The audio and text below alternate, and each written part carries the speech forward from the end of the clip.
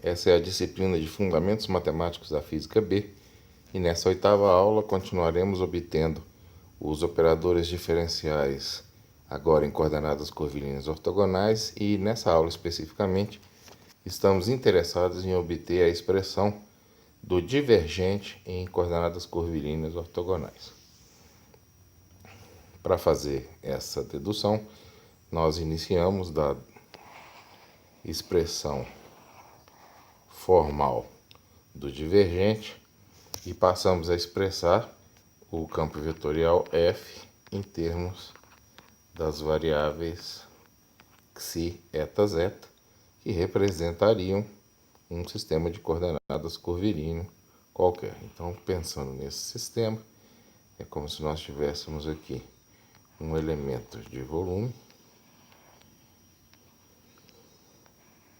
definido pelas curvas coordenadas. Então, o que eu estou traçando aqui são as curvas coordenadas.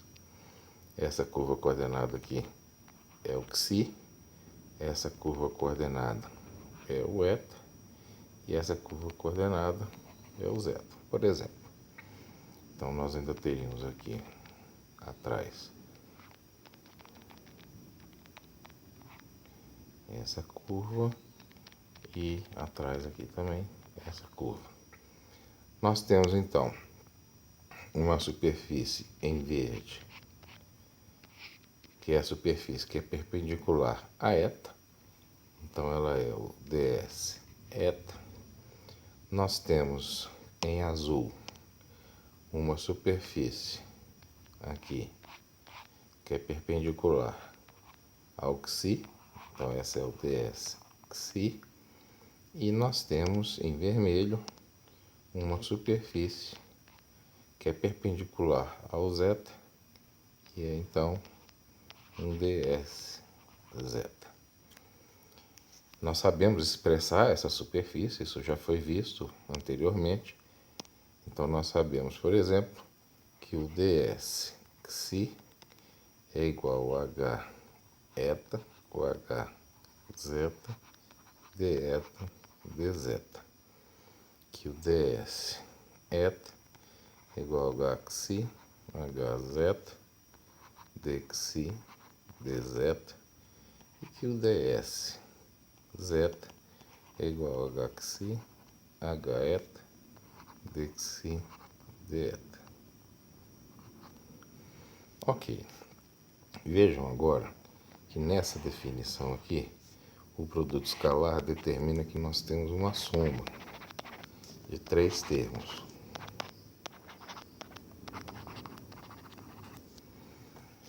Como essa soma, cada termo é similar aos demais, nós vamos fazer a demonstração apenas para uma das coordenadas e vamos estender isso para as coordenadas, nas outras duas coordenadas. Então vejam só, nós vamos escrever o divergente de f como sendo esse limite, ΔV tendendo para zero. Nós sabemos que o ΔV é o nosso h xi, h eta, h zeta, d xi, ou delta xi se preferir, delta eta, delta zeta. E essa integral, como ela está sendo tomada num elemento infinitesimal, pelo teorema do valor médio, ela pode ser representada como sendo o f xi vezes a superfície na direção xi, que é h eta, h zeta, delta,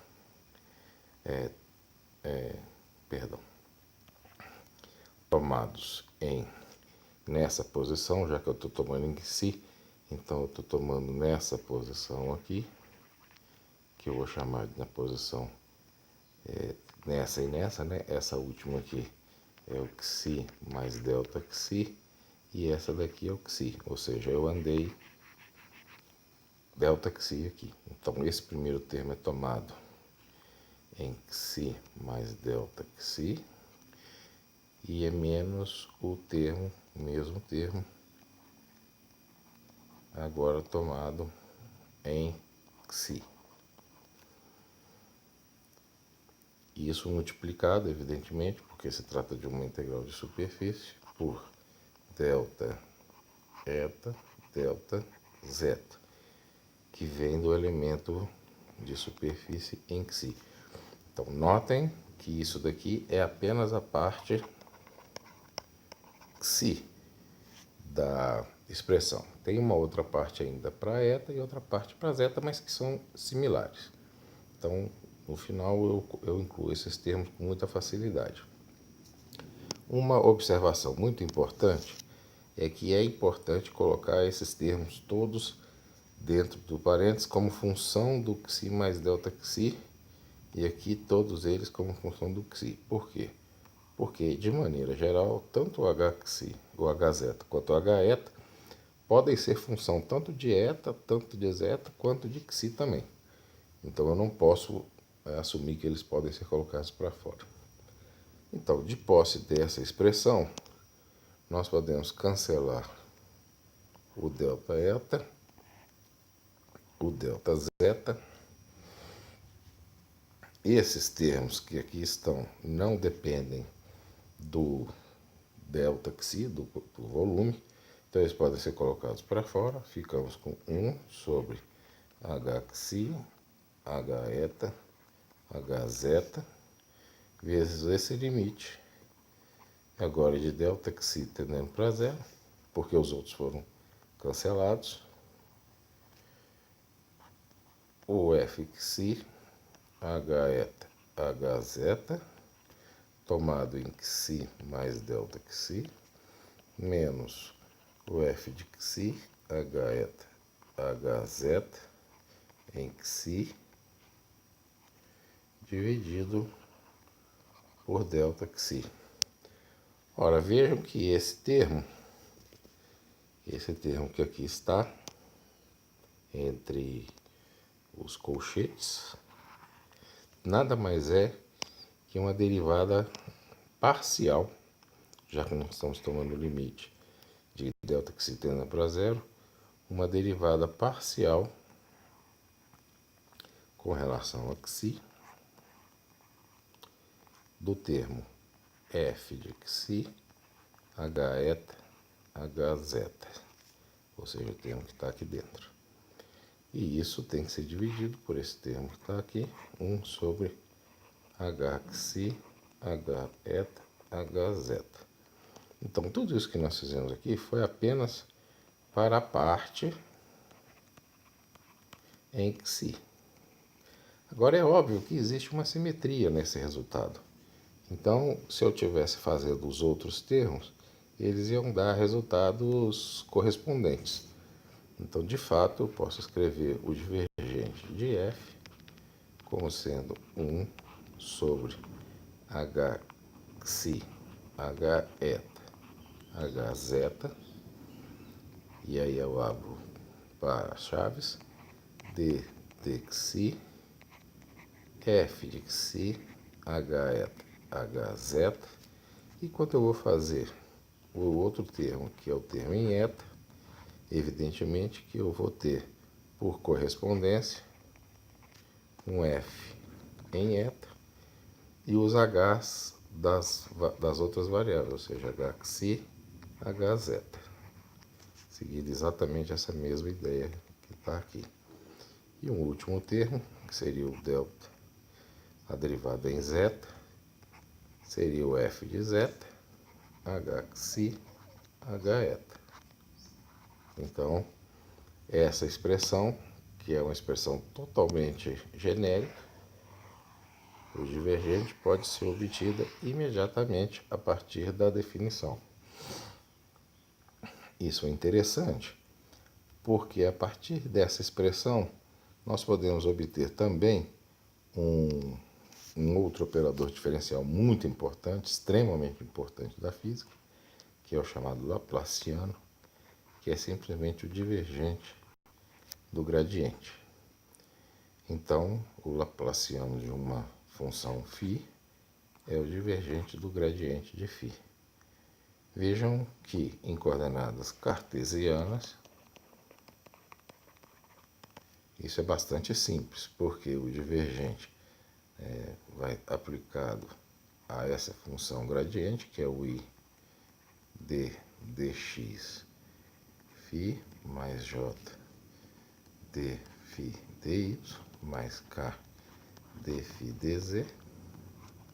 E nós sabemos que o divergente vai se aplicar cada componente a componente correspondente aqui. Então, esse resultado vai gerar d2φ dx ao quadrado mais d2φ dy ao quadrado mais d2φ dz ao quadrado.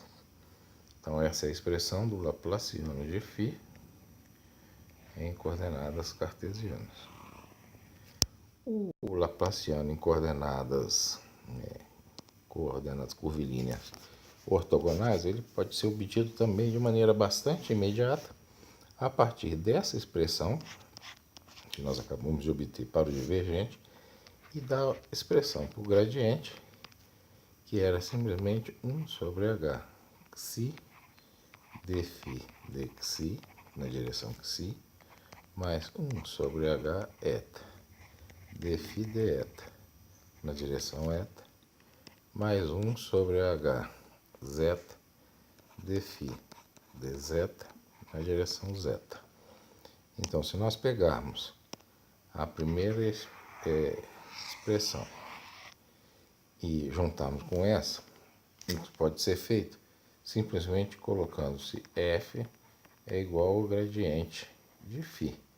Ou seja, este campo aqui está, eu estou agora dizendo que eu quero que ele seja um campo derivado de um potencial φ.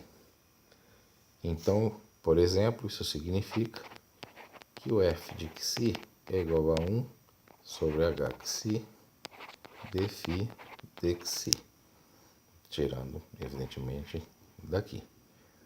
Então, basta que eu coloque cada uma das componentes, por exemplo, o f eta é 1 sobre h eta dφ deta.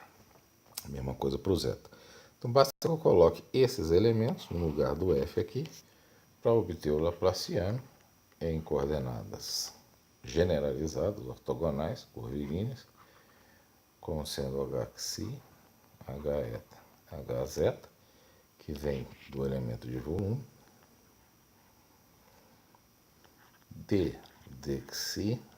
Agora, no lugar do f xi, eu coloco simplesmente este resultado que aqui está, ou seja, fico com h eta, h zeta sobre h xi dφ dxi.